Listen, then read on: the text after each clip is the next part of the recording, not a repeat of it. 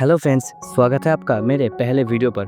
थोड़ा मेरे बारे में बताऊँ तो मेरा नाम है शुभो और मैं एक बहुत बड़ा एनिमे फ़ैन है। और अगर आप भी हैं तो आप बिल्कुल सही जगह पर आए हैं, क्योंकि मैं यहाँ पर अलग अलग तरह की एनिमे को हिंदी में एक्सप्लेन करूँगा। और आज हम जिस एनिमे के बारे में बात करने वाले हैं उसका नाम है इरेज्ड, यानी कि बोकू दागे का इनाइमाची। एक ऐसा एनिमे जहाँ समय केवल घड़ियों में नहीं यादों में भी बहता है, जहाँ एक छोटी सी भूल पूरी जिंदगी बदल सकती है और जहाँ एक साधारण सा लड़का एक असाधारण कहानी का हीरो बन जाता है। आप देख रहे हैं फॉरएवर वी। और चलिए इस माइंड ब्लोइंग स्टोरी की शुरुआत करते हैं।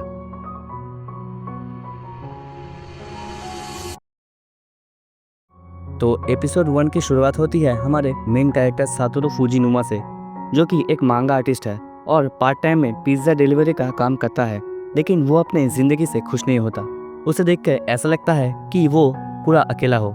सीन शिफ्ट होता है और हम सातोरू को एक पिज्ज़ा डिलीवरी करते हुए देखते हैं। तभी उसके पास से एक ट्रक गुजरता है और वो एकदम से शॉक हो जाता है और देखकर ऐसा लगता है कि टाइम थोड़ा सा पीछे चला गया हो।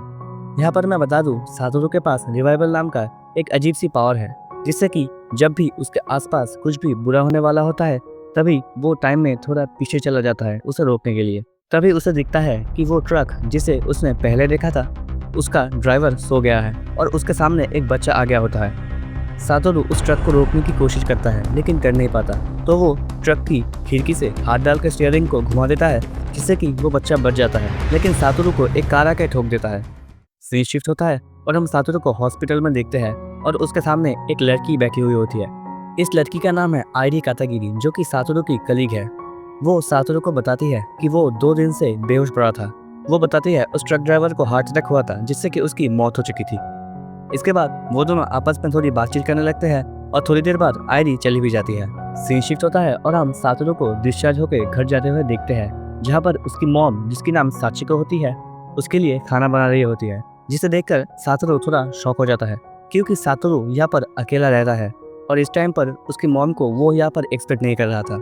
उसकी मॉम बताती है कि वो हॉस्पिटल पर बोर हो रही थी, इसलिए वो घर पर चली आई और अब वो कुछ दिन यहीं पर रहेगी। जिस पर सातोरू थोड़ा अनकंफर्टेबल होकर बताता है कि उसके पास तो एक ही बेड है, जिस पर उसकी मॉम बोलती है कि ज़रूरत पड़ने पर वो स्लीपिंग बैग का इंतजाम कर लेंगी।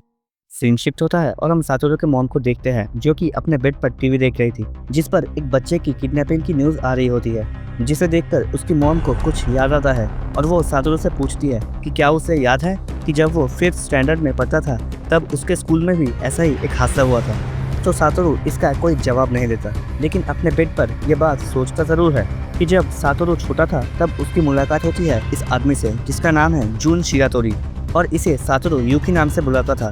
वो याद करता है कि कैसे वो यूकी के साथ खेला करता था। लेकिन एक दिन जब सातोरू की एक क्लासमेट मिसिंग हो जाती है, उसके 6 महीने बाद पुलिस यूकी को गिरफ्तार करती है किडनैपिंग और मर्डर के इल्जाम पर। सीन शिफ्ट होता है और हम सातोरू और उसकी मॉम को मार्केट जाते हुए देखते हैं, लेकिन तभी अचानक रिवाइवल हो जाता है और सातोरू आसपास देखने लगता है, लेकिन उसे कुछ भी ऐसा वैसा कुछ नजर नहीं आता। तो वो अपनी मॉम से पूछती है कि क्या उन्हें आसपास कुछ अजीब दिखा। तो उसकी मॉम बोलती है कि जब सातोरू छोटा था तब भी ऐसा ही कुछ हुआ था और वो भी आसपास देखने लगती है। तभी उनकी नज़र पड़ती है सनग्लास पहने हुए इस आदमी पर, जो कि शायद सातोरू की मॉम को ही भूल रहा था। वो आदमी एक बच्चे को अपने कार तक ले जा रहा था, लेकिन वो उसे वहीं पर छोड़कर अपनी कार लेकर चला जाता है और सातोरू की मॉम उस कार की तस्वीर अपने फ़ोन पर कैप्चर कर लेती है। तभी उनकी मुलाकात होती है आयरी कातागिरी से, तो उसकी मॉम उसे घर पर डिनर के लिए बुलाती है, जिस पर आयरी मान जाती है। डिनर के बाद सातोरू आयरी को स्टेशन तक छोड़ने के लिए जाता है और उसके वापस आने पर उसकी मॉम बताती है कि शायद मार्केट वाला वो आदमी उस बच्चे को किडनैप करने की कोशिश कर रहा था, लेकिन उनके देख लेने पर शायद वो अपना इरादा बदल लेता है, जिसे सुनकर सातोरू डर जाता है। और तभी उसे याद आता है उस लड़की का नाम, जो कि उसके बचपन में किडनैप हो गई थी, कायो हिनाजुकी। उस रात सातोरू ने उसे आखिरी बार देखा था, क्योंकि अगले ही दिन वो मिसिंग हो जाती है और कुछ दिन बाद उसकी डेड बॉडी मिलती है पुलिस को। वो अपने मन में कह रहा होता है कि काश वो उस रात उसे एक साथ घर जाने के लिए बुला लेता, तो शायद आज वो जिंदा होती। सीन शिफ्ट होता है और हम सातोरू की मॉम को देखते हैं, जो कि मार्केट आई हुई थी, लेकिन तब भी वो उस आदमी के बारे में सोच रही होती है कि शायद उसने वो आंखें पहले कहीं देखी है, पर कहाँ। तभी उन्हें कुछ याद आता है और वो कुछ पुराने न्यूज़पेपर को देखकर याद करती है कि शिरातोरी असली मर्डर नहीं है, बल्कि वो आदमी है। उसने ना जाने कितने बच्चों को अब तक मारा है वो घर आ जाती है और सातोरू से इस बारे में बात करने की सोचती है। तभी उन्हें किसी की पैरों की आहट सुना देती है और वो पीछे मुड़कर देखती है, लेकिन अचानक कोई पीछे से आकर उनके पीठ पर चाकू घुसा देता है और वो नीचे गिर जाती है। वो उस आदमी का चेहरा देखकर बोलती है, मुझे पता था, और सातोरू को कॉल करने के लिए अपनी फ़ोन की तरफ हाथ बढ़ाने लगती है, लेकिन वो आदमी उसका फ़ोन छीन लेती है। वो अपने मन में बोलती है, आई एम सॉरी सातोरू, और वहीं पर अपना दम तोड़ देती है। तभी सातोरू वापस आ रहा होता है। सातोरू गेट पर एक अनजान आदमी को देखता है जो कि उसके रूम की तरफ से ही आ रहा होता है।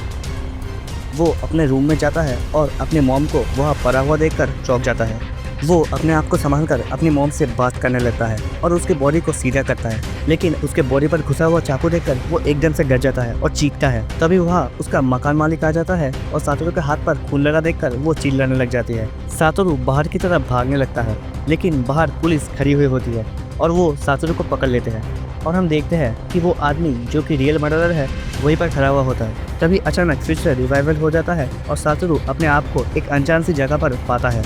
उसके सामने एक लड़का होता है जिसके पीछे जाने पर वो एक स्कूल के सामने पहुंचता है जहां पर 1988 लिखा होता है। यानी कि सातोरू इस बार रिवाइवल में 5 या 10 मिनट नहीं, पूरा का पूरा 18 साल पीछे चला जाता है और एपिसोड 1 यहीं पर खत्म हो जाती है।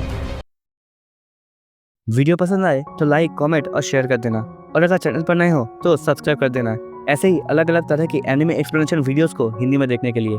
एपिसोड 2 का एक्सप्लेनेशन मैं जल्द ही लेके आऊँगा। तब तक के लिए बाय बाय।